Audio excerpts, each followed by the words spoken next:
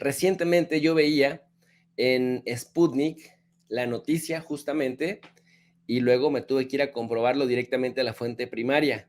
¿Qué es lo que me encontraba yo en Sputnik? Me encontraba como medio ruso, decía yo, bueno, quizá están tratando de posicionar la idea de que Alemania está por debajo de Rusia económicamente, porque decía el artículo lo siguiente, miren, apenas dice, actualizado hace 22 horas, Rusia supera económicamente a Alemania, al Reino Unido y a Francia, pese a las sanciones. Y entonces, viendo el contenido, decía lo siguiente: el conflicto en Ucrania y las sanciones impuestas por Estados Unidos a Rusia han causado estragos en las economías europeas. El profesor de Economía y Política de St. Mary's College, California, Jack Rasmus, dijo a Sputnik que ese fue el plan de Washington todo el tiempo. La economía rusa, dice Sputnik, ha superado a la de Alemania gracias a los esfuerzos de Estados Unidos para provocar una recesión en Europa. Esto lo hemos venido manejando nosotros desde el 19 de febrero de 2022. El Banco Mundial informó que al finalizar 2022, la riqueza de Moscú en términos de paridad de poder adquisitivo superó los 5,000 millones de dólares por primera vez. En realidad lo que aquí se equivocaron, no son 5,000 millones, sino son 5 billones, que serían 5,000 millones de millones, colocando a esta nación por delante de las tres economías más grandes de Europa: Francia, el gigante financiero del Reino Unido, y Alemania, la potencia industrial. Recuerden ustedes que en castellano los billones no son los miles, ¿no? Sino son los millones de millones. Así que estaremos hablando de 5 billones, de 5,32 billones, porque aquí los datos, hasta el dato pequeño importa. Y con esto supera a Francia, a Reino Unido y a Alemania, la potencia industrial. El poder adquisitivo, dice Sputnik, toma en cuenta el costo variable de los bienes y servicios entre distintos países, no solo el Producto Interno Bruto. El doctor Jack Rasmus le dijo a Sputnik que lo que el ascenso de Rusia realmente representa es que Europa está desacelerando su economía, particularmente Alemania. Mucho de eso tiene que ver con las fuerzas globales que Estados Unidos puso en marcha para expulsar a Rusia de la economía de Europa occidental, proporcionando energía más barata. Y ahora ellos están pagando más. Alemania y Europa pagan más por los productos estadounidenses, particularmente por la energía, y eso está pasando factura, pues se desacelera la economía. Por esta razón, pues las cosas efectivamente se encarecieron más en Europa. En marzo del año 2022, el presidente de Estados Unidos, Sleepy Biden, afirmó que los rublos eran escombros como resultado de las sanciones occidentales, justo antes de que la moneda rusa alcanzara su tipo de cambio más fuerte frente al dólar en años.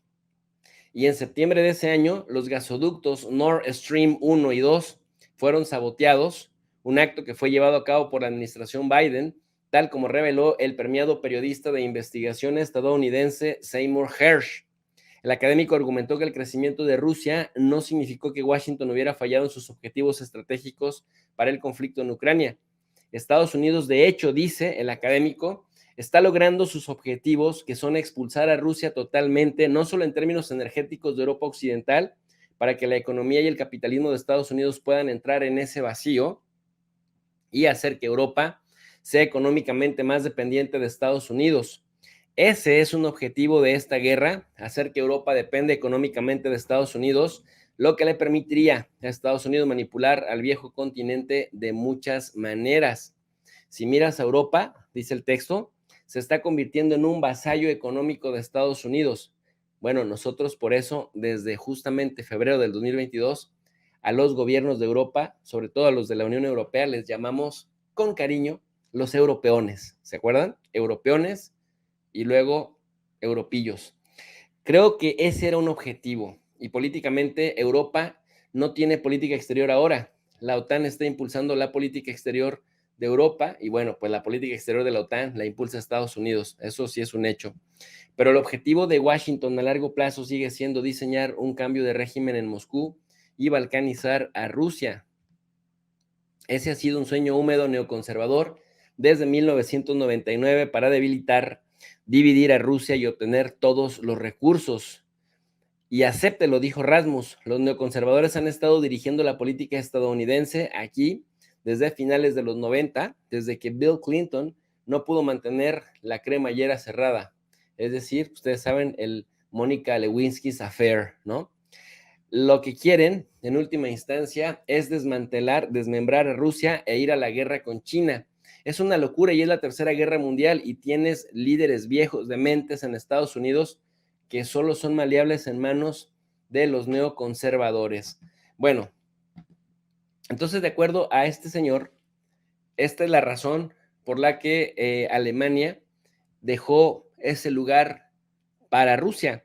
En otro mismo artículo, Sputnik publica lo siguiente, también un dato bastante alarmante. Dice, Alemania reporta cierre en el primer trimestre de 2023 de más de 50,000 empresas de peso. O sea, no le están pasando nada bien los alemanes. Ahora que Ursula von der Leyen, por cierto, salió a decir bien contenta, ella estaba feliz de la vida diciendo, por fin podemos declarar que Alemania ha dejado de ser dependiente de los hidrocarburos de Rusia. Albricias, albricias, ya no tenemos dependencia de los recursos de los hidrocarburos rusos. Casi, casi decía la señora esa tontilla. Ahora le pagaremos más a Estados Unidos por lo que nos permita tener. Y por ende, obviamente, las cosas van a ser más caras en Alemania que en otros lugares.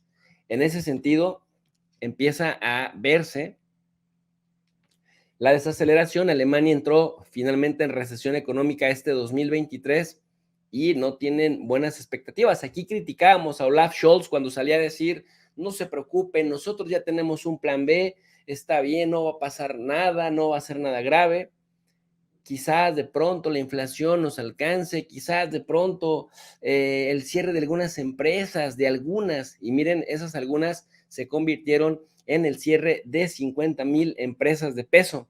El artículo señala que unas 50,600 empresas de gran importancia económica dejaron de operar por completo, que esto supera en un 12.4% las cifras del primer semestre de 2022 y que según cálculos de la Oficina de Estadísticas, en el primer semestre de 2023 se crearon alrededor de 62,000 empresas de este tipo, está un 0.1% debajo del mismo periodo de 2022.